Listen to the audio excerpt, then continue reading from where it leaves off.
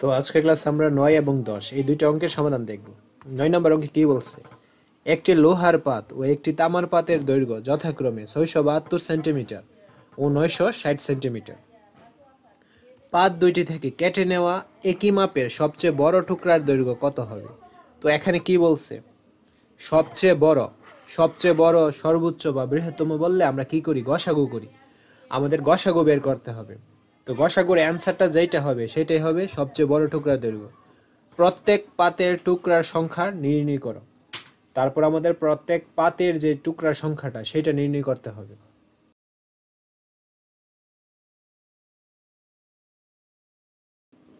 তো আমরা এখন অঙ্কটা সমাধান করি। আমরা লিখতে পারি পাত দুটির দৈর্ঘ্যের গসাগুই হবে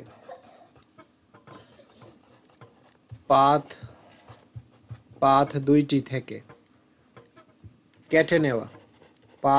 থেকে কেটে নেওয়া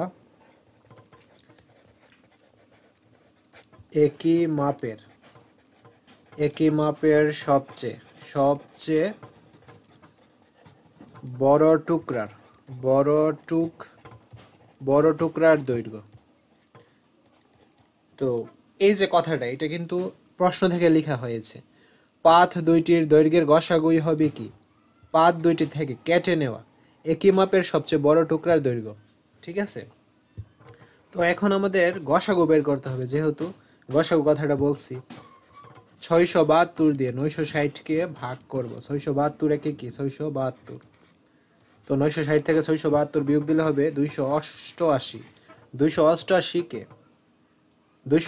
দিয়ে ৬৭২কে ভাগ করব। দেন দুইবার যাই ৫৭৬ বিয়োগ করলে হবে ৯৬।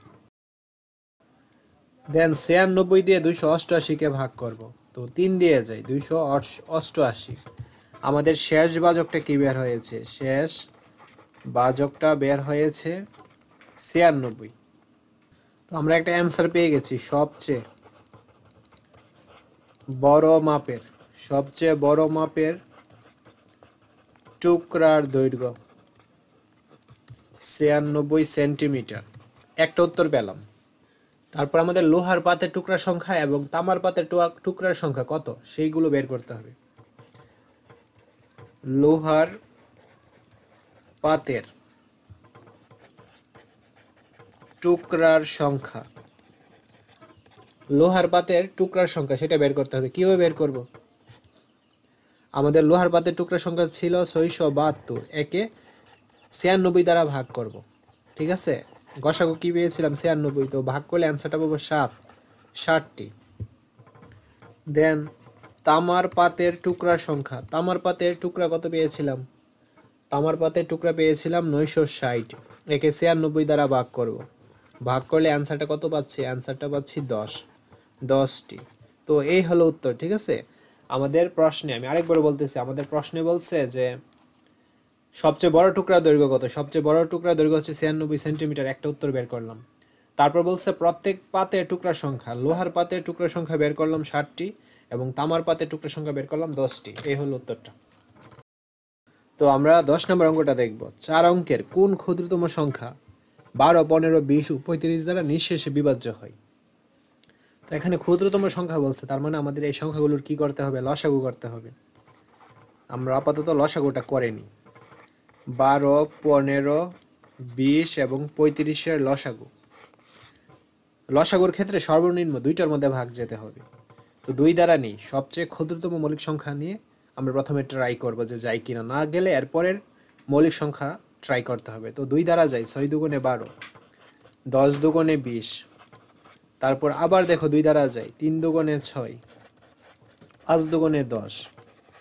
দেন এখন যাই ৩ দ্বারা, ৩ একে ৩, ৩ পাঁচা ১৫, তারপর ৩৫। এখন ৫ দ্বারা যাচ্ছে, ৫ একে ৫, ৫ একে ৫, ৫ সাতা ৩৫। সুতরাং আমরা লসাগুগুলো কি পাচ্ছি? ২ গুণ ২ গুণ ৩ গুণ ৫ গুণ ৭, ৪২০। এটা হচ্ছে লসাগু। ঠিক আছে? তো আমাদের কি বলছে? 4 অঙ্কের কোন ক্ষুদ্রতম সংখ্যা, অর্থাৎ আমরা কোন একটা ক্ষুদ্রতম সংখ্যা যখন পাবো এই ক্ষুদ্রতম সংখ্যাকে এইগুলা দিয়ে ভাগ করা যায় কিনা, নিঃশেষে বিভাজ্য হয় কিনা সেটা আমাদের চেক করতে হবে। তো আমাদের এখন কাজ হচ্ছে 4 অঙ্কের ক্ষুদ্রতম সংখ্যাটা লেখা। আমরা জানি 4 অঙ্কের ক্ষুদ্রতম সংখ্যা, আমরা জানি 4 অঙ্কের ক্ষুদ্রতম সংখ্যা কি। আচ্ছা 4 অঙ্কের ক্ষুদ্রতম সংখ্যা বলতে 4টা শূন্য, 4টা শূন্যের কিন্তু কোনো ভ্যালু নেই। এক্ষেত্রে পরের যে ক্ষুদ্রতম সংখ্যাটা, এর পরের যে বড়টা, ওইটা আমাদের নিতে হবে 1। তো এটা কিন্তু 4 অঙ্কের ক্ষুদ্রতম সংখ্যা, সবচেয়ে ছোট ক্ষুদ্রতম সংখ্যা। এখন আমাদের কি করতে হবে, এই যে লসাগুটা পেয়েছি এইটা দ্বারা 4 অঙ্কের ক্ষুদ্রতম সংখ্যাকে ভাগ করা যায় কিনা, নিঃশেষে বিভাজ্য হয় কিনা সেটা চেক করতে হবে। তো 420কে 2 দিয়ে যাই 840, 3 দিয়ে বেশি হয়ে যাবে, বিয়োগ করলে 160। আমাদের তো ভাগশেষ বের হচ্ছে, তো ভাগশেষ বের হলে তো এটা বিভাজ্য হচ্ছে না। তো এখন কথাটা লিখে দিব, 1000 সংখ্যাটি 420 দ্বারা নিঃশেষে বিভাজ্য নয়। আমাদের প্রশ্নে তো বলছে যে 4 অঙ্কের ক্ষুদ্রতম সংখ্যা নিতে হবে যেটা নিঃশেষে বিভাজ্য হবে এই যে সংখ্যাগুলো দ্বারা, 12, 15, 20, 35 দ্বারা। তো আমাদের 1000 সংখ্যাটি এই যে লসাগু যে 420 এটা দ্বারা নিঃশেষে বিভাজ্য হচ্ছে না। তোমাদের প্রশ্ন হতে পারে আমরা লসাগু দ্বারা কেন বিভাজ্য করলাম। যদি এই যে লসাগু 420 দ্বারা বিভাজ্য হয়, এর মানে 12, 15, 20 দ্বারাও বিভাজ্য হবে। ঠিক আছে। তো 1000 সংখ্যাটি যে ক্ষুদ্রতম সংখ্যা, আমরা এর পরবর্তী যে ক্ষুদ্রতম সংখ্যা সেটা আমরা বের করব যে 420 দ্বারা ভাগ যাচ্ছে কিনা। এখন সেটা কিভাবে বের করব দেখো, বাহ্য 1000টা কি ছিল, বাহ্য ছিল। বাহ্য 1000 যদি 160 থেকে কম অর্থাৎ 1000 থেকে যদি 160 বিয়োগ দেই 840 পাচ্ছি। এখন তুমি দেখো 420 দ্বারা যদি 840কে ভাগ করা হয় তো ভাগ কিন্তু যাচ্ছে, নিঃশেষে বিভাজ্য হচ্ছে। কিন্তু এই যে 840 বাহ্যটা এটা কিন্তু 4 অঙ্কের ক্ষুদ্রতম না, এটা 3 অঙ্কের ক্ষুদ্রতম। তো 160 যদি আমরা ভাগশেষটা বিয়োগ করি হচ্ছে না কিন্তু। তো 840 হতো, তবে তা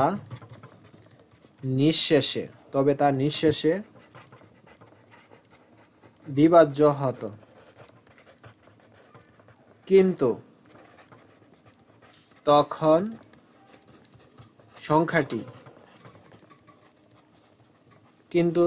সংখ্যাটি 3 অঙ্কের হয়। আশা করছি বুঝতে পেরেছো। এই যে সংখ্যাটা এটা 3 অঙ্কের, কিন্তু আমাদের তো 4 অঙ্কের নিতে হবে। তো আমরা আরেকটা ট্রিক্স ফলো করব। কিন্তু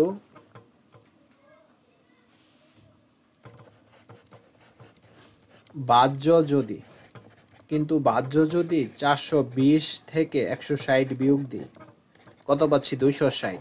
এই যে 420 এটা হচ্ছে ভাজক, এর থেকে যদি আমরা ভাগশেষ যে 160 পেয়েছিলাম ওইটা যদি আমরা বিয়োগ দিলে কত পাচ্ছি, 260। অর্থাৎ বাহ্য যদি 260 বেশি হয়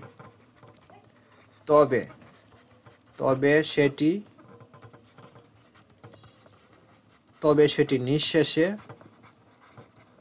বিভাজ্য হবে। অর্থাৎ 260 যদি বেশি হয়। এখন আমাদের নির্ণয় সংখ্যাটা কি হবে, নির্ণয়ের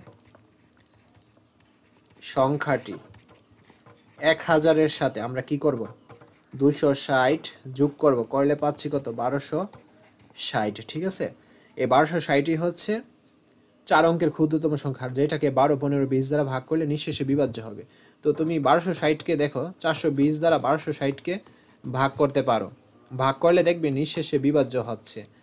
তো যেহেতু নিঃশেষে বিভাজ্য হচ্ছে, তুমি 1260কে 12 দিয়েও ভাগ করতে পারো, নিঃশেষে বিভাজ্য হবে। 15 দিয়েও ভাগ করতে পারো, দেন 20, 35 দিয়েও ভাগ করতে পারবে, দেখবে নিঃশেষে বিভাজ্য হবে। তো আমাদের অ্যান্সার হচ্ছে এইটাই। আজকের ক্লাসটি এই পর্যন্ত। পরবর্তী ক্লাসে আমরা বাকি অঙ্কগুলো সমাধান দেখব। ধন্যবাদ।